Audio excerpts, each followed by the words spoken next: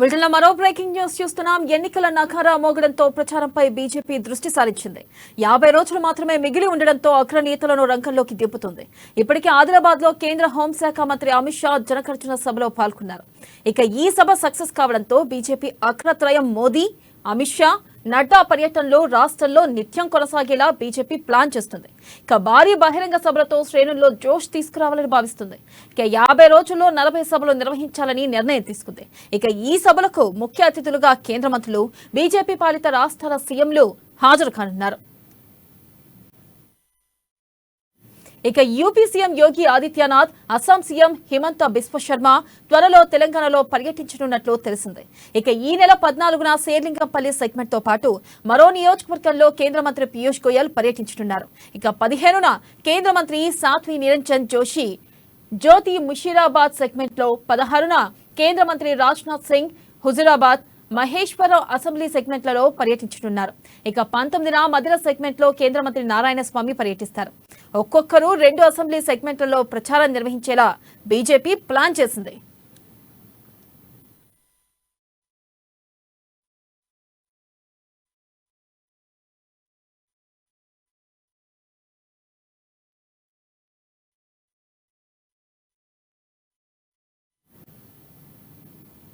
Breaking news చూస్తున్నాం. ఎన్నికల నఖారా మోగడంతో ప్రచారంపై BJP దృష్టి సారించింది. 50 రోజులు మాత్రమే మిగిలి ఉండడంతో అగ్ర నేతలు రంగంలోకి దింపుతుంది. ఇప్పటికే ఆదిలాబాద్ లో కేంద్ర హోంశాఖ మంత్రి అమిత్ షా జనకర్జన సభలో పాల్గొన్నారు. ఇక ఈ సభ సక్సెస్ కావడంతో బీజేపీ అగ్రత్రయం మోదీ, అమిత్ షా, నడ్డా పర్యటనలు రాష్ట్రంలో నిత్యం కొనసాగేలా బీజేపీ ప్లాన్ చేస్తుంది. ఇక దీనిపై మరింత సమాచారాన్ని మా ఇన్పుట్ ఎడిటర్ శ్రీనివాస్ అందిస్తారు. శ్రీనివాస్, చెప్పండి. రైట్, ఏదైతే ఎన్నికలు దగ్గర పడుతున్న వేళ పార్టీలన్నీ కూడా ప్రధానంగా అభ్యర్థుల కసరత్తు చేస్తున్నాయి. ఇప్పటికే కాంగ్రెస్ పార్టీ మరో 2-3 రోజుల్లో అభ్యర్థులను ప్రకటించడానికి జాబితాను సిద్ధం చేసుకుంది. అయితే అభ్యర్థుల ప్రకటనలో బీజేపీ కాస్త వెనుకుందనే చెప్పొచ్చు. కానీ కసరత్తు చేస్తుంది, కసరత్తును ముమ్మరం చేస్తుంది. సాధ్యమైనంత త్వరలో అభ్యర్థుల ప్రకటన చేయాలని చెప్పేసి కూడా పార్టీ నేతలు ఒక నిర్ణయానికి రావడం జరిగింది. ఏదైతే నిన్న బీజేపీ జాతీయ నేత హోంమంత్రి అమిత్ షా వచ్చిన తర్వాత ఈ అభ్యర్థుల జాబితా మీద కూడా కసరత్తు జరిగింది. అదేవిధంగా పార్టీ ముఖ్య నేతలతో కూడా అమిత్ షా భేటీ కావడం జరిగింది. రాష్ట్రంలో పార్టీ స్థితిగతులు, అదేవిధంగా భవిష్యత్ కార్యాచరణ మీద దృష్టి సారించడం జరిగింది. ఇప్పటికే అభ్యర్థుల జాబితాకు సంబంధించి ఒక ఫస్ట్ జాబితాను త్వరలో విడుదల చేయాలని చెప్పేసి కూడా పార్టీ ఒక నిర్ణయానికి వచ్చింది. ఇప్పటికే దాదాపు 40 నుంచి 50 మంది అభ్యర్థుల పేర్లు కూడా ఖరారు చేసినట్టు తెలుస్తుంది. అందులో ఏదైతే పార్టీకి సంబంధించిన ముఖ్య నేతలు అంటే రాష్ట్ర నేతలు ఎవరైతే ఉన్నారో, ఇటు బండి సంజయ్ కావచ్చు, లేకపోతే అరవింద్ కావచ్చు, లేకపోతే కిషన్ రెడ్డి కావచ్చు, ఇట్లా చాలామంది ముఖ్య నేతలు ఎవరైతే ఉన్నారో వారందరి పేర్లను కూడా దాదాపుగా లిస్ట్ అవుట్ చేయడం జరిగింది. వీళ్ళంతా కూడా ఒక సింగిల్ స్థానంలో వీళ్ళంతా కూడా ఒకే అభ్యర్థిగా అక్కడ పోటీ చేయబోతున్నారు కాబట్టి వాళ్ళ పేర్లు దాదాపుగా ఖరారైనట్టు తెలుస్తుంది. బహుశా ఈ వారం లేదా వచ్చే వారం లోపల మొదటి జాబితా ప్రకటించబోతున్నారు. ఆ తర్వాత రాష్ట్రంలో ఇక పర్యటన మీద బీజేపీ దృష్టి సారించింది. ముఖ్యంగా కేంద్ర నాయకత్వం అంతా కూడా రాష్ట్రంలో పర్యటించేలా ఒక రోడ్ మ్యాప్ని పార్టీ సిద్ధం చేసుకుంది. ఇప్పటికే మనం చూస్తున్నాము, గత 3 నెలల కాలంలోనే 3 సార్లు ప్రధాని రావడం జరిగింది. ఈ నెలలోనే ప్రధాని 2 సార్లు తెలంగాణ విజిట్ చేయడం జరిగింది. ఆ తర్వాత హోంమంత్రి అమిత్ షా నిన్న ఆదిలాబాద్ విజిట్ చేయడం జరిగింది. అదేవిధంగా భవిష్యత్ కార్యాచరణ మీద బీజేపీ దృష్టి సారించింది. ప్రధానంగా కేంద్ర మంత్రులతో పాటుగా బీజేపీకి సంబంధించిన ముఖ్యమంత్రులను కూడా ఈ రాష్ట్ర పర్యటనను ఉపయోగించుకోవాలని చెప్పి కూడా పార్టీ భావిస్తుంది. ఆ విధంగా రోడ్ మ్యాప్ను కూడా తయారు చేసుకోవడం జరిగింది. ఇటు హైదరాబాద్ని ప్రధానంగా ఫోకస్ చేసుకుంటూనే ఏదైతే బీజేపీ నియోజకవర్గాలు, కొన్ని బీజేపీ బలంగా ఉందని భావిస్తున్న నియోజకవర్గాలు ఏవైతున్నాయో వాటి మీద ప్రధానంగా దృష్టి సారించింది. హైదరాబాద్తో పాటుగా మనకు చూసుకుంటే కనుక నిజామాబాద్, కరీంనగర్, అదేవిధంగా మనకి హైదరాబాద్ శివారు ప్రాంతాల్లో ప్రధానంగా పార్టీ నేతలు దృష్టి సారించారు. మరో 2 నుంచి 3 సార్లు ప్రధాని మోడీ కూడా పర్యటన జరపాలని చెప్పేసి కూడా పార్టీ ఒక స్కెచ్ అయితే వేసుకుంది. అదేవిధంగా అమిత్ షాని కూడా రంగంలోకి దించాలి, అదేవిధంగా బీజేపీ జాతీయ అధ్యక్షుడు నడ్డాను కూడా ప్రచారంలోకి వాడుకోవాలని చెప్పేసి కూడా బీజేపీ భావిస్తుంది. అదేవిధంగా యూపీ ముఖ్యమంత్రి యోగి ఆదిత్యనాథ్ కూడా రాష్ట్ర పర్యటన చేపట్టబోతున్నారు. అదేవిధంగా ఏదైతే బీజేపీ పాలిత ప్రాంతాల్లో ఉన్న ముఖ్యమంత్రులందరికీ కూడా తెలంగాణలో ప్రతి నియోజకవర్గంలో 1 లేదా 2 నియోజకవర్గాల్లో పర్యటించేలా కేంద్ర మంత్రులు కూడా ప్రతి నియోజకవర్గంలో తమ పర్యటన జరిపేలా కూడా ప్లాన్ చేసుకుంటుంది.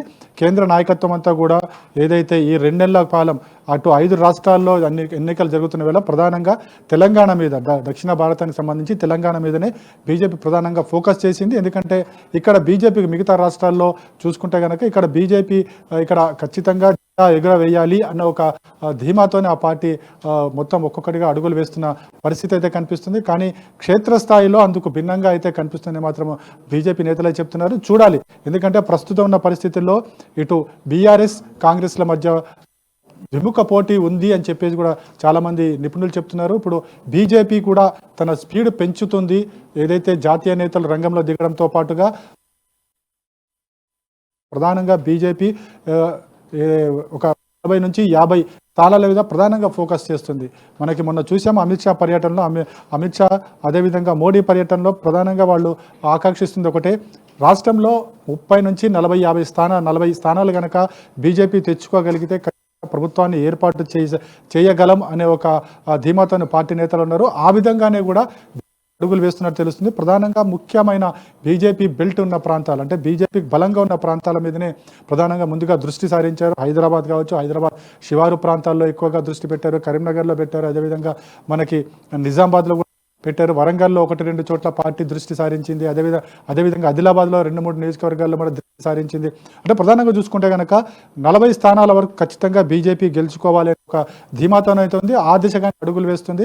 అయితే కేంద్ర మంత్రుల పర్యటన తర్వాత, మోడీలో 2-3 సార్లు పర్యటన తర్వాత, అమిత్ షా పర్యటన తర్వాత పార్టీ పరిస్థితి మరింతగా మెరుగుపడుతుందని చెప్పేసి కూడా బీజేపీ నేతలు భావిస్తున్నారు. మొత్తానికైతే రేసులో తాము కూడా ముందున్నామని చెప్పేసి బీజేపీ చెప్పుకునేది మాత్రం పూర్తి స్థాయిలో ప్రణాళిక సిద్ధం చేసుకోవడం జరిగింది. వెనెల అలాగే చూసుకున్నట్టయితే డిసెంబర్ 3 తర్వాత బీజేపీ ప్రభుత్వం ఏర్పాటు చేస్తుంది అంటూ కూడా ఇటు చెప్పడం జరిగింది. అయితే బీజేపీ నాయకులు ఈ మేరకు ధీమా వ్యక్తం చేస్తున్నారు. ఖచ్చితంగా డిసెంబర్ 3 తర్వాత మేము ప్రభుత్వాన్ని ఏర్పాటు చేస్తామంటూ కూడా బీజేపీ నాయకులు ధీమా వ్యక్తం చేస్తున్నారు. దీన్ని మనం ఎలా చూడొచ్చు అంటారు శ్రీనివాస్? ఒకటి, ఎన్నికల్లో ప్రతి పార్టీ కూడా విజయం వైపే దృష్టి సారిస్తుంది.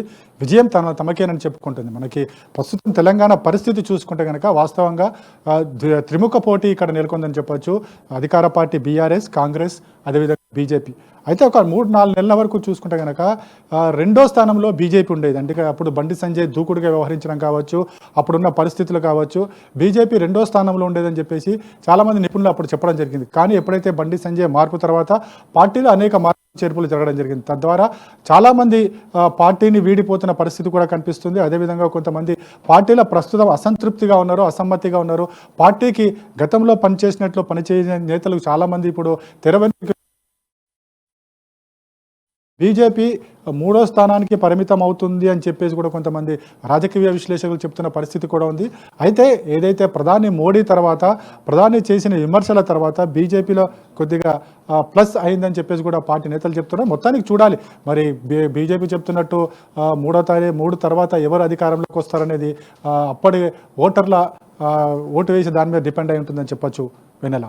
Right Srinivas, thank you.